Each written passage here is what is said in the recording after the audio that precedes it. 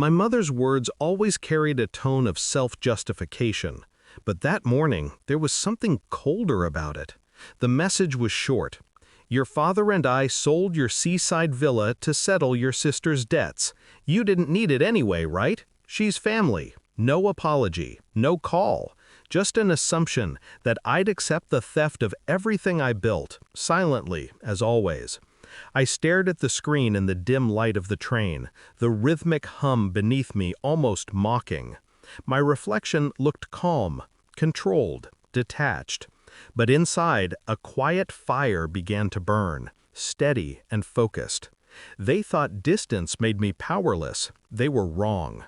The villa wasn't just property, it was a promise. After years of working abroad, 12-hour days, months without rest, I built it from the ground up on the cliffs near Karachi's coast. Every tile, every piece of driftwood furniture, every window facing the sea, chosen by me. It was the one thing that wasn't tainted by my family's chaos. My sister, Nadia, had always been different. Charming, reckless, magnetic. She could talk her way out of anything. My parents never saw her destruction, only her charm. Every time she failed, they expected me to clean up the mess, and for years I did, quietly, until I stopped. That's when the resentment started. Not mine, theirs. When I stopped being the financial crutch, I became the villain.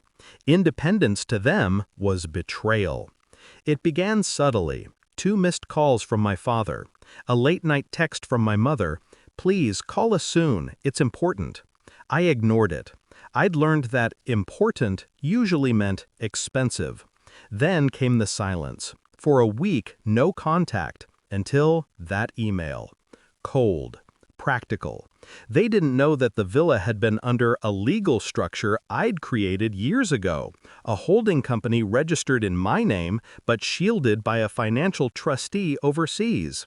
I learned early that family love was unreliable, but contracts weren't.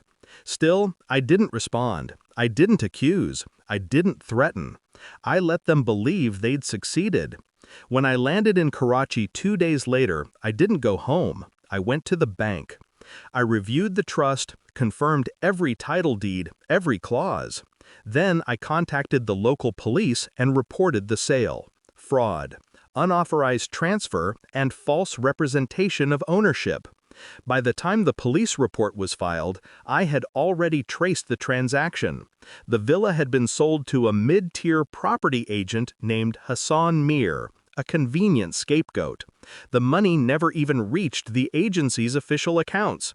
It was funneled straight into Nadia's offshore betting wallet. Sloppy. Predictable. That night, I called the police officer handling my case and gave him Hassan's personal number. Wait for my signal before you act, I told him. Then I called Hassan and offered him a deal. He confessed quickly. Fear does that. Nadia had convinced my parents to sign forged documents claiming my authorization. She told him I was too busy abroad to care.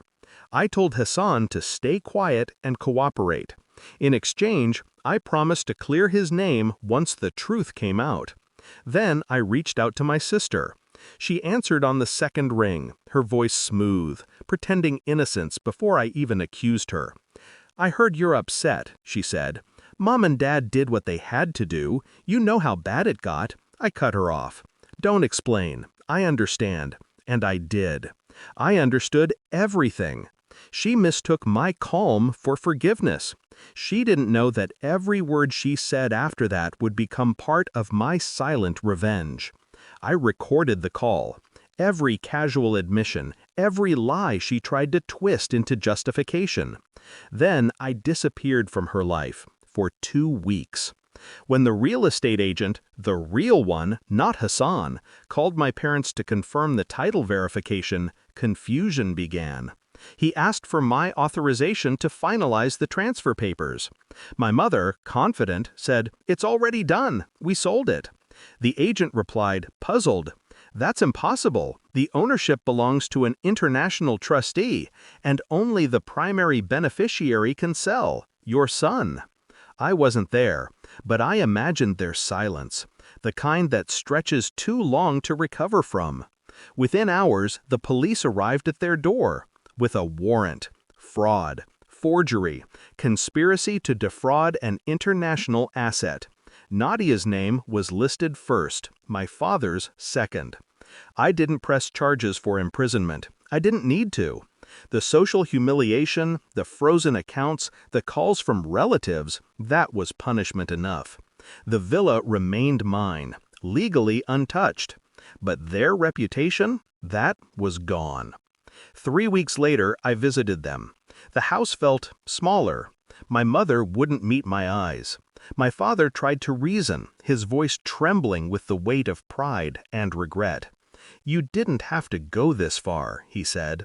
"I didn't," I replied calmly. "You did."